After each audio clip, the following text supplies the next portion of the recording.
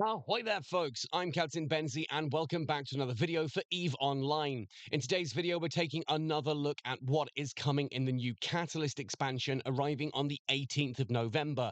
I've already done a video covering the overall look at that and an in-focus look at the new changes coming to mining. So if you want to check those out, I'll put links in the description down below. You can jump through to those videos.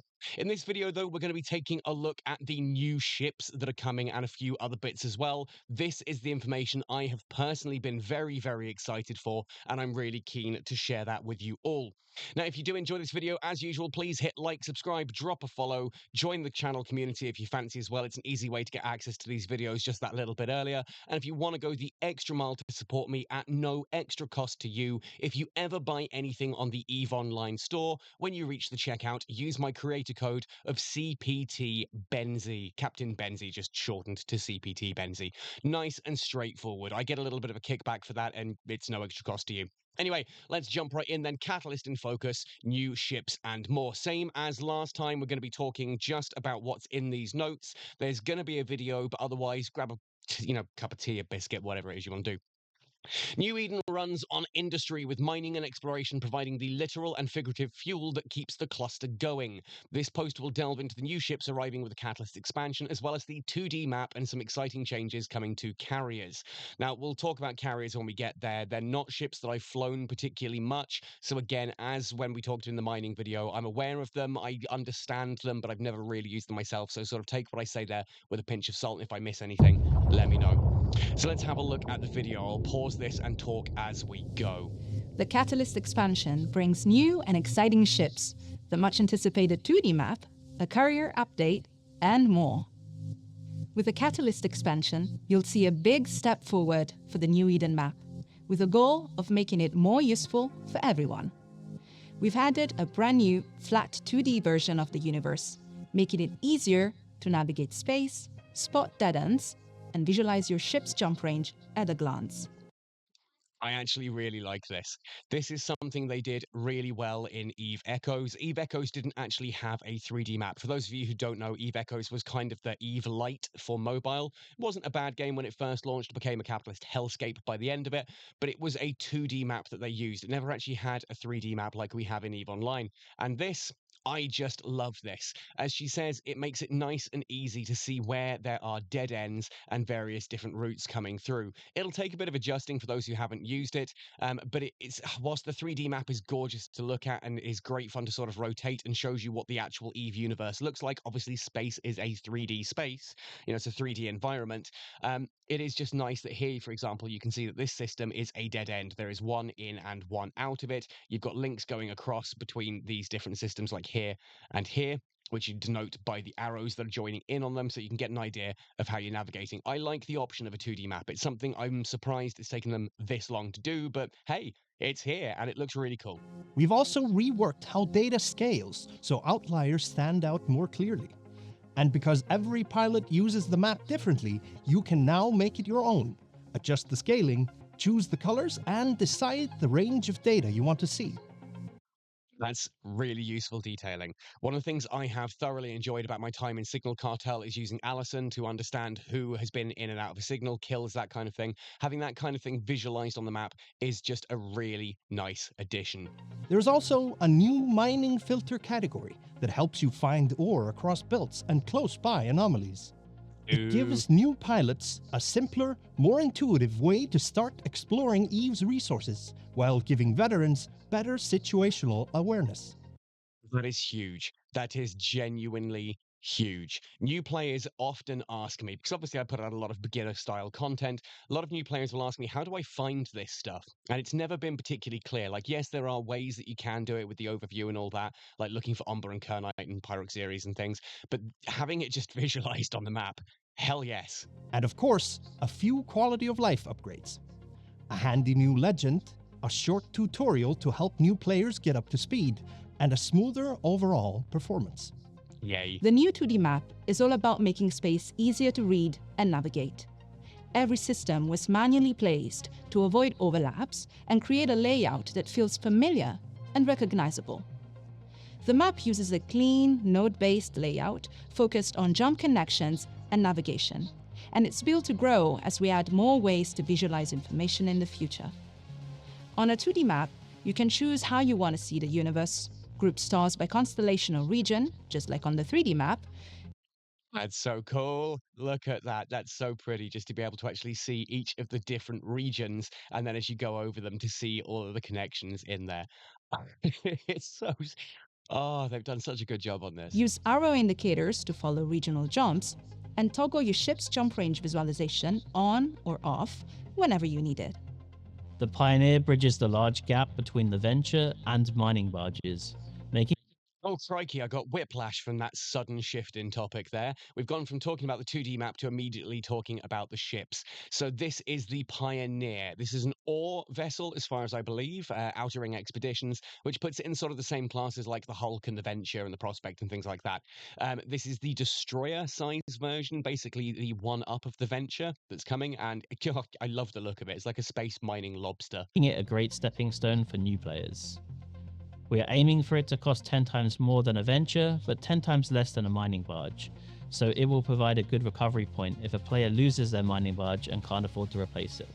It can be It's also really pretty. I just love the fact that they've kept the sort of the exhaust flame bursts off it. It's nice to see that we've got that sort of green skin in there as well, just to show you what it looks like with different skins on it. And yes, it's a nice stepping stone between going from a Venture to a mining barge, because I think there are, again, a lot of new players who get a little bit put off by that sudden jump. It's very expensive going from one to the other. It's a nice little middle ground stepping stone. be flown by Alpha clones, and they will be able to train the new mining destroyer skill to level 2, but Omega players can get even more benefits by training the skill up to level 5. The Pioneer will have the furthest mining range of any mining ship, and 3 mining lasers, giving it a niche among the more advanced mining ships. Designing the Pioneer was a team effort. We wanted to do something that fit the ore ship line, but also felt new and industrial in its own way. So we ended up making the business end of the Pioneer somewhat modular, which let us change it quite drastically for the Tech 2 and Consortium versions. Ooh. Ooh, I don't think they mentioned that before. That's very cool. So yes, first of all, 3 mining lasers on it gives it a unique space in the environment. The fact that it's got a longer range to those mining lasers means you can have a little bit of distance. You don't have to worry about drifting between rocks too much. And you can be a little bit further away for warp outs and things like that. But Tech 2 variations coming as well, can be flown by alphas. The skill goes up to level 2 for alphas, and you need a mega to go 3 and above, is what I'm gathering from what they've said there. While keeping the main body and thruster areas relatively untouched. So imagine swapping a bucket shovel for a grapple or a hammer on your everyday excavator. The Outrider, which is the new Tech 2 variation, can fit The Outrider, look at it. the micro jump field generator module, which allows it to rapidly reposition itself and other nearby mining ships. It will still be somewhat capable of mining by itself, making it a great ninja mining ship if you want to use the micro jump drive as a form of escape. It's a Boosh miner. That's amazing. That is absolutely fantastic. It's a mining vessel that can boosh. I am very happy with that. The Pioneer Consortium issue will have an extra mid slot, an enhanced drone bay, bonus to shield hit points and shield booster amount, a slightly bigger ore hold, and uniquely, both an improved bonus to mining critical hit chance and a bonus to salvage drones. All of this makes it very versatile, especially for solo mining. The Venture Consortium issue has the same features as the Pioneer version, but on the Venture hull instead. The addition Oh, I'm going to pause there because we're about to come to the ship that has brought me back to EVE Online. Okay, so we're also getting a Tech 2 Venture, new version of that, a Consortium version of the Venture as well, that has those bonuses to it. That's very cool. Additional drone space, a bit bigger of an ore hold, and the ability to get, bonuses for salvage drones. Unusual. I didn't expect salvage drone bonuses on it, but okay. And now I've not watched this video ahead of time, right, folks? I have not watched this video. I'm watching this with you guys here. I love the look of the Odyssey. I know some people have complained about the engines out on the back of it. I think this is a beautiful looking ship. I'm very excited to learn more about it. Here it is, coming out of a wormhole. That is basically a shot you're going to see a lot from me in the coming months. This is a new Expedition Command ship that allows you to stay out exploring for longer, go further, and carry even more loot back with you. It is the only ship that can have a ship maintenance array while also being able to use the Covert Ops cloak, and also be taken with Black Ops conduit jumps. Black Ops conduit jumps, covert ops cloak, and a maintenance conduit. Very nice. The Odysseus will have a unique expedition hold, allowing it to store treasures found in relic, data, and gas sites. It is the most powerful hull capable of using the 0-point mass entangler module to go anywhere in wormhole space. It can lead a scanning expedition as it can fit and has bonuses to brand new expedition command bursts. So ZPMEs are the 0-point mass entanglers, are the devices that you can use to make your ship smaller in mass, which allows them to jump into smaller wormholes. It also means that you are less likely to put additional, crit a wormhole. You're not putting as much mass on it, so you're not taking it as close to collapse. That's huge because this is a battle cruiser size hull, but you'll be able to drop it right down so that it's basically going to be like, I'm assuming, like a destroyer, if not a frigate size by the time it jumps through. That's depending how many you fit, I guess. That's very exciting. Interesting fit they've got here on the Astero as well. We'll talk about, I'm sure this is the kind of thing we can talk about a bit more later, but that's a PvP Astero, that looks like. I don't know. We'll see. It does have a single, I don't know. These are powerful fleet support modules which enhance its own and fleet members' probing and hacking strength. The Odysseus is special. It started out as a design project where the artist wanted to make a ship that was more than 50% effects. But it's kind of in the nature of art to inspire and dream up new things, which is what the ship ended up doing. Its look helped inspire its own game design to be the Explorer's gold standard. I just want to say I love the rotating bits at the back as well. I could stare at that all day. The Odysseus can also be affected by the environment. Certain landmark systems, metaliminal storms, sort of upgrade system effects, and wormhole effects will give the Odysseus a special bonus. Oh, we talked about this in the overview video, that it would get bonuses from different systems, and I had a feeling metaliminal storms would be a thing for it, but I'm so happy to hear that it gets bonuses from the different wormhole systems. So if you're on a Pulsar, a Magnetar, a Wolfer IA, that kind of thing. Oh, I'm so happy. This is my main ship from here on out, pretty much. The idea behind the ball was that it was a high-tech fuel converter, which would let the ship be deployed for longer and possibly allow it to interact with wormholes. That's the so cool. spinning rings were then inspired by hacking structures, which further kind of solidified what the Odysseus was all about. It really reminds me of something straight out of Stanley Kubrick's 2001 Space Odyssey as well, which is just really awesome. Obviously, this isn't a spin gravity generator.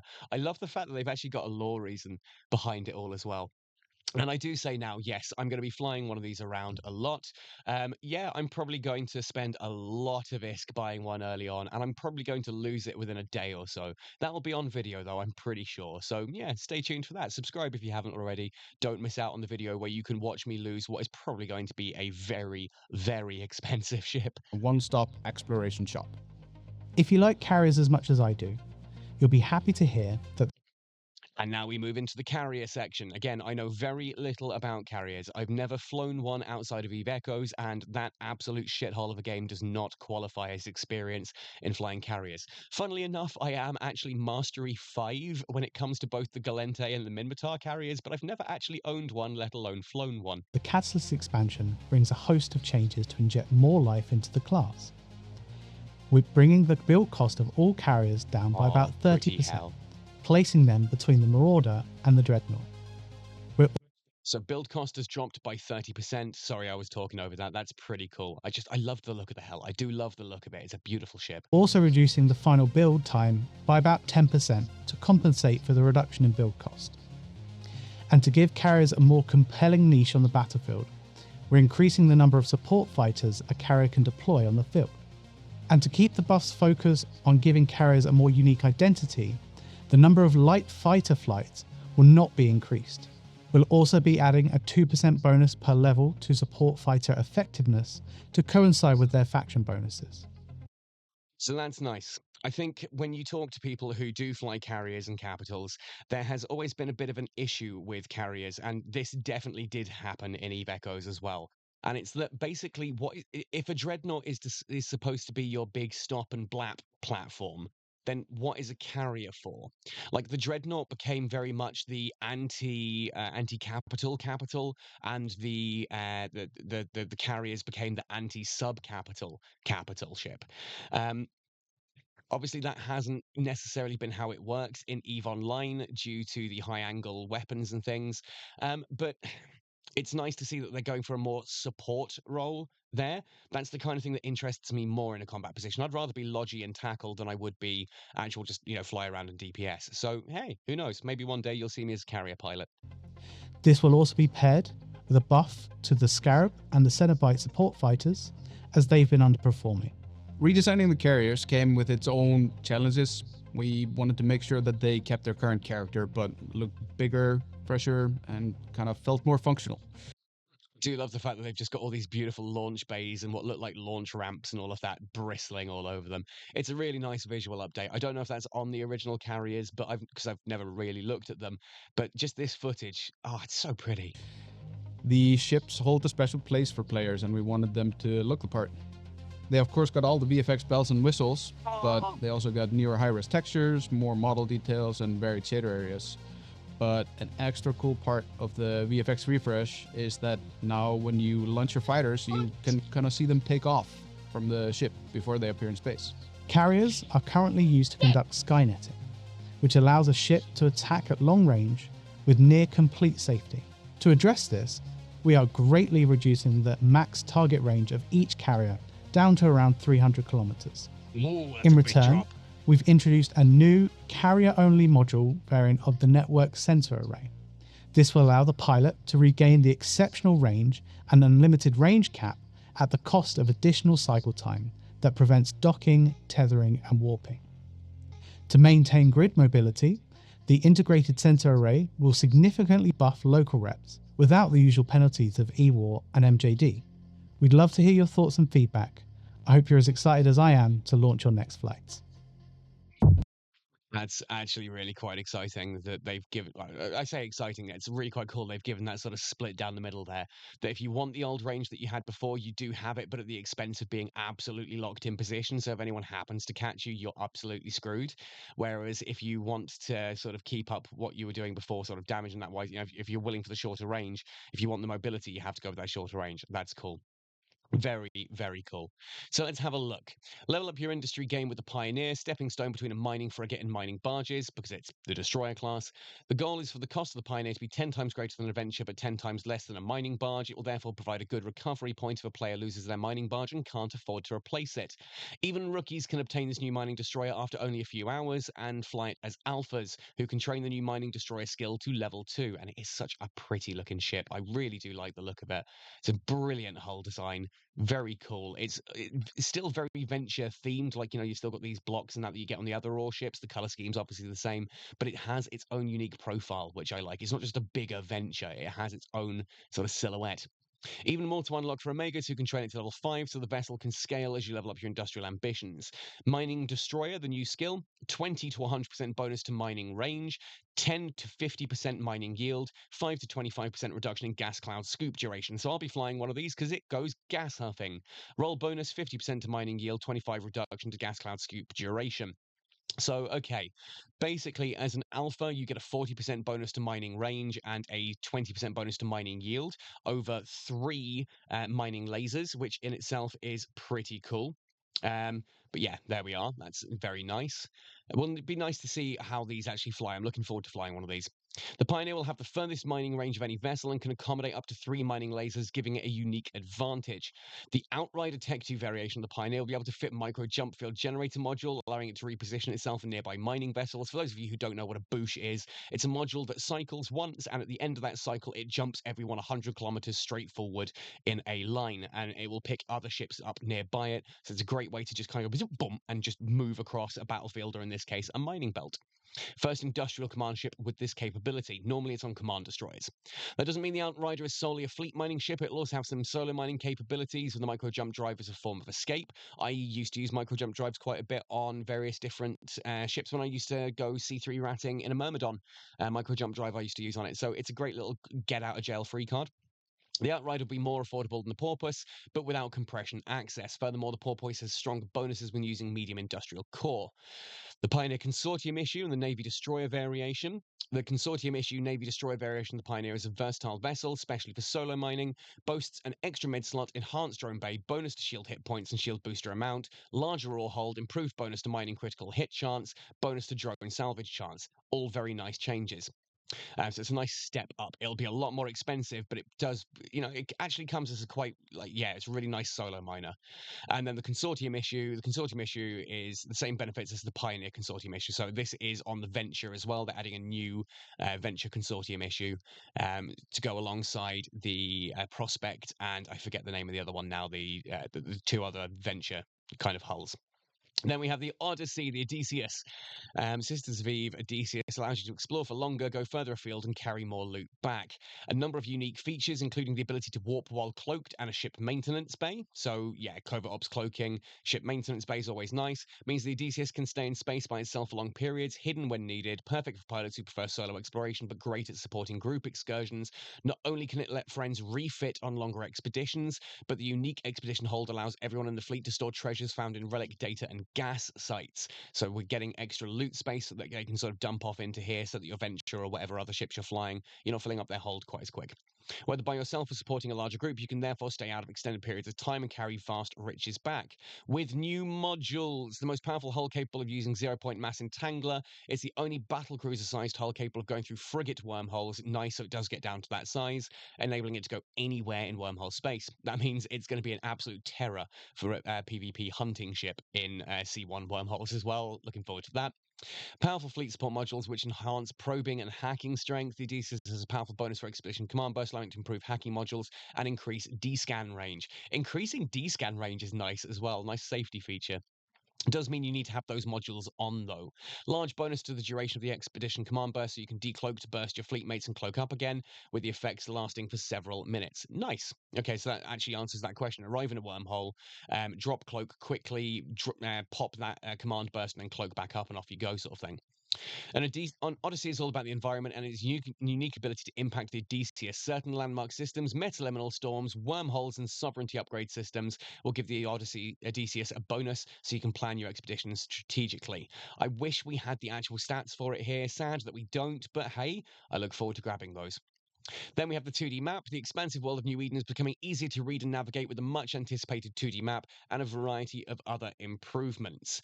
Rather than using a flat top-down projection of the universe, the 2D map features a manually arranged layout, each system carefully positioned to avoid nodes overlapping and create a map of New Eden that feels familiar, recognizable, and easy to navigate. I talked at length earlier about this.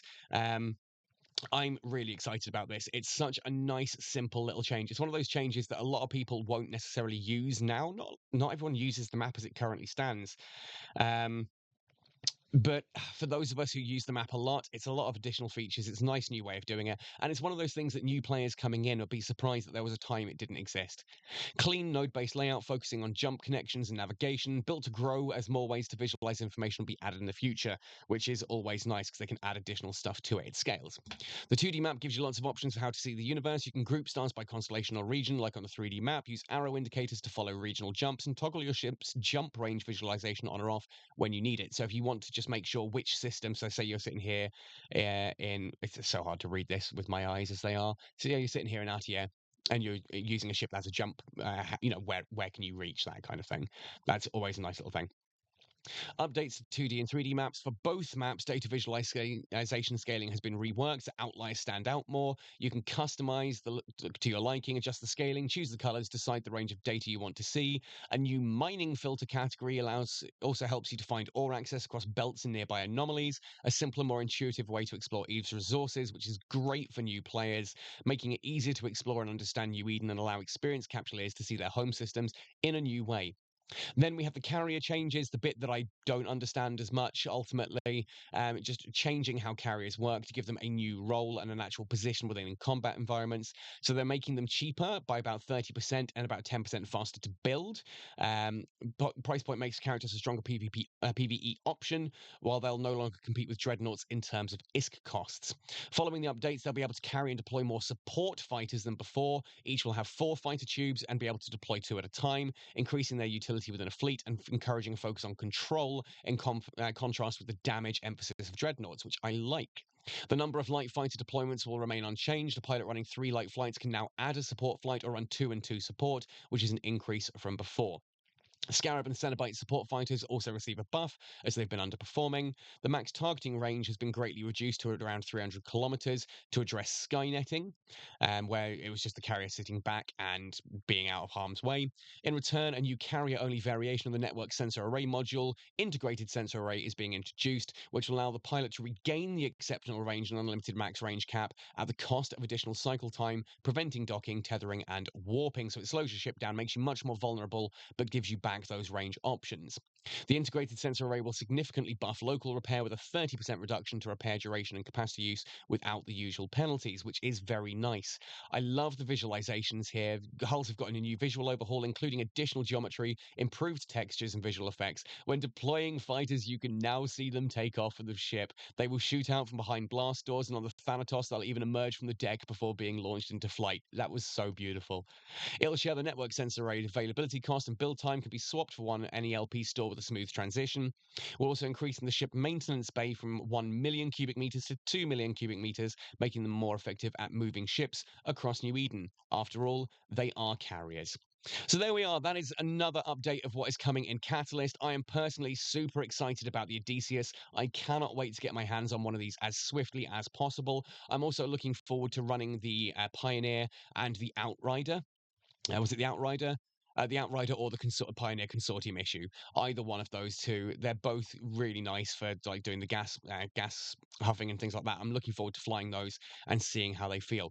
But that's just me. What are you looking forward to in Catalyst? Please let me know in the comment section down below. If you think I missed anything or I've misrepresented something, let me know in the comments. Otherwise, folks, happy sailing and see you in New Eden.